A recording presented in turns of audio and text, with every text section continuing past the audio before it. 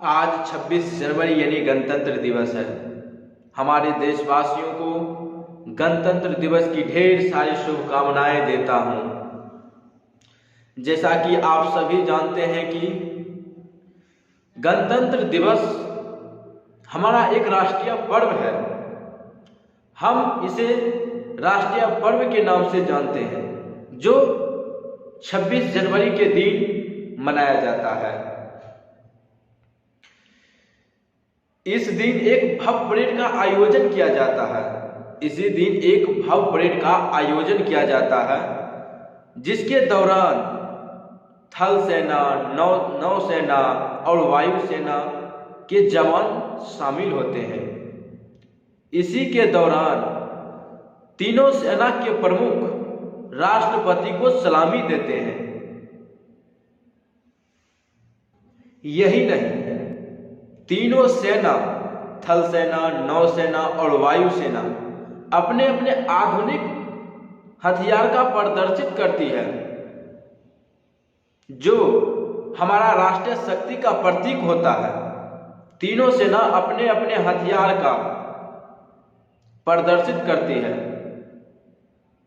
और दुश्मन के मुल्क को यह शक्ति के बता देती है कि हमारा देश कितना शक्तिशाली होती है। इस दिन हमारा देश पूरा सेना के परेड को भव्य रूप से देखते हैं। लेकिन क्या आप जानते हैं कि 26 जनवरी के दिन ही गणतंत्र दिवस क्यों मनाया जाता है? गणतंत्र दिवस 26 जनवरी के ही दिन क्यों मनाया जाता है? दरअसल 26 जनवरी 1950 को भारत सरकार अधिनियम हटाकर संविधान लागू किया गया था। इसी दिन संविधान लाया गया था, संविधान बनाया गया था। क्या संविधान जिसके लिए बनाया गया, क्या उसमें अभी थोड़ी सी भी गुणवत्ता बची हुई है? संविधान को हमारे देश के लोग पूजा करते हैं, सैल्यूट करते हैं, सम्मान करते हैं, इसलिए कि संविधान के अनुसार ही हमारा देश का हर एक कानून टिका हुआ है। हर एक लोग अपने अपने स्तर पर, अपने अपने प्लेटफॉर्म पे काम करते हैं। ये संविधान का देन है। क्या संविधान में कुछ भी गुणवत्ता बची हुई है? हमें तो नहीं लगता है कि संविधान में अब कुछ बचा है। लोग संविधान पर भरोसा उठाने लगे और इसके जिम्मेदार कौन है? इसके जिम्मेदार इस देश का नेता है। अपने अपने राजनीतिक के चक्कर में संविधान का वैल्यू खत्म करते जाते हैं। हाल ही में देख लीजिए, कृषि कानून को लेकर किसान लगातार आंदोलन कर रहे हैं, धरना प्रदर्शन कर रहे हैं, सरकारी वस्तु को नष्ट कर रहे हैं। इस सब का कौन भरपाई करेगा? लगातार दंगा फसाद आंदोलन क्यों हो रहा है हमारे देश में? क्यों हमारी कानून पर विश्वास नहीं है? हमारे संविधान पर विश्वास नहीं है?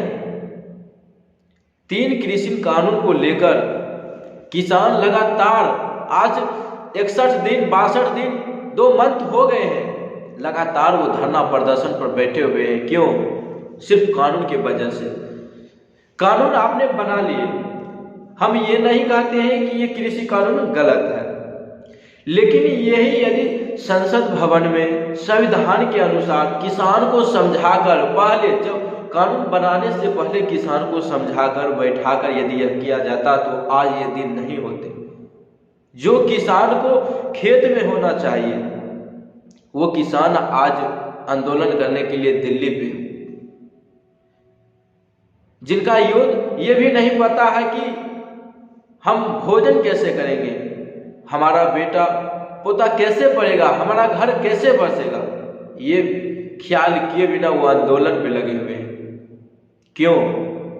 क्योंकि वह जानते हैं कि आज हम आंदोलन नहीं करेंगे, आज हम इस आंदोलन में भागीदार नहीं बनेंगे तो देश मेरा 1947 से पीछे चला जाएगा। और वह सब समझकर उनको विश्वास उठता गया इस देश की सरकार पर, चाहे वो कोई भी सरकार हो, जो राज्य में कोई भी सरकार हो, लेकिन सब पर भरोसा उठता जा रहा है। आखिर क्यों? लगातार आपने देखे कि 2020 में एक तो कोरोना काल चल रहा था और लगातार दिल्ली में धरना प्रदर्शन एनआरसी को लेकर, 370 को लेकर, राम मंदिर लेकर लगातार धरना प्रदर्शन कर रहे थे। 370 हो या एनआरसी हो, यही कानून को यदि संसद भवन में बैठाकर देशवासियों को समझाकर किया जाता तो इतना शायद क्षति नहीं होती। कितना पेट्रोल पंप, रेलवे स्टेशन, हवाई अड्डा, रोड, ट्रक, बस जला दिए गए, करोड़ों की क्षति हुई। ये हमारे देश की आय की कमी हुई। ये सब संविधान की आलोचना के अनुसार हो रहा है और संविधान के मूलभूत इकाई को खत्म किया जा रहा है। इस सब को हमें बचाना होगा और आज हमें संविधान पर इसलिए बोल रहे हैं कि आज ही के दिन हमारे देश में संविधान लागू किया गया था। लोग उन पे भरोसा किए थे कि नहीं, इसके तहत हम एक अच्छा जिंदगी काटेंगे। लगातार आप देख रहे हैं कि पुलिस प्रशासन अपने मन मर्जी से काम करते हैं। लगातार हत्या, रेप, क्राइम हमारे क्षेत्र में कितना बढ़ गया। कोई अपने अपने स्तर पर काम क्यों नहीं करते हैं? अब देख लीजिए, जब मन आया तब कानून बना दिए कोई कानून। अरे कृषि कानून ही बनाना था तो किसान के बीच में बनाकर रखते तो आज ये दिन नहीं देखने पड़ते। आज 26 जनवरी के दिन जो हमारे तीनों सेना के प्रमुख और सेना सलामी देते थे, आज वहां किसान लगभग 6 लाख ट्रैक्टर के साथ पहुंचे हैं। और दुर्भाग्य की बात तब हुई जब किसान आंदोलन करने के लिए चाह रहे थे तो उनको आंदोलन भी करने नहीं दिया जाता था। लाठी, डंडे, फुहारा, आग, गोली किसान पर बरसाया गया है। इस आंदोलन के दौरान कई किसान को जान भी गंवानी पड़ी। पूछ लीजिएगा उस बेटा के जिनके पिता आंदोलन में मारे गए हैं।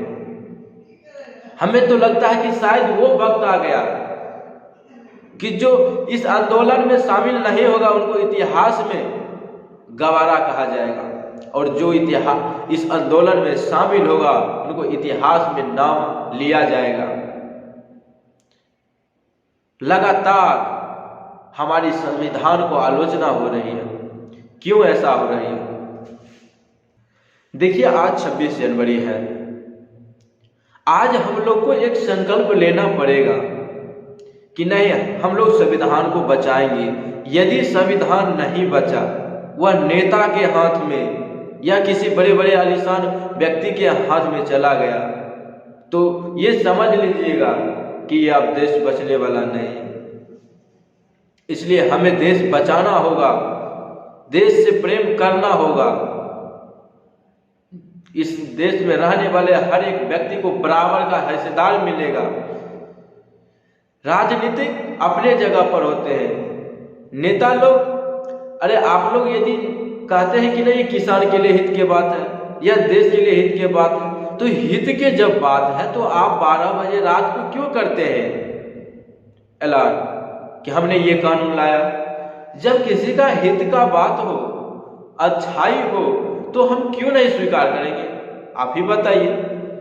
यदि वो मेरे लिए सही है तो हम क्या स्वीकार नहीं करेंगे?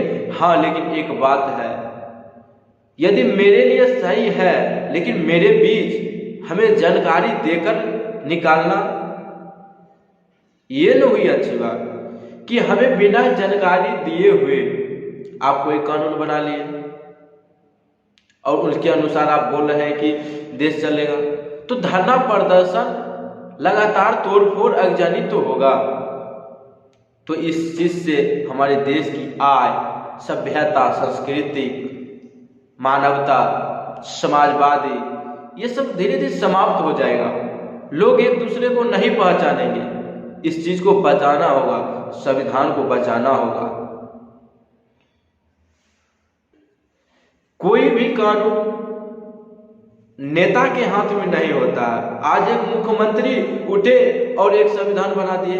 बिहार में देख लीजिए, हाल में 2 दिन की बात है, 2 दिन पहले नीतीश जी एक पत्र जारी किए थे जिसमें वो बोले थे कोई नेता, लीडर, विधायक, सांसद, इस पे कोई कुछ नहीं बोल सकता है। क्यों नहीं हम बोल सकते हैं? क्यों हम बोलने की भी आजादी हमसे छीन लिया जाएगा? क्या ये हिटलर शाही तमाशा है?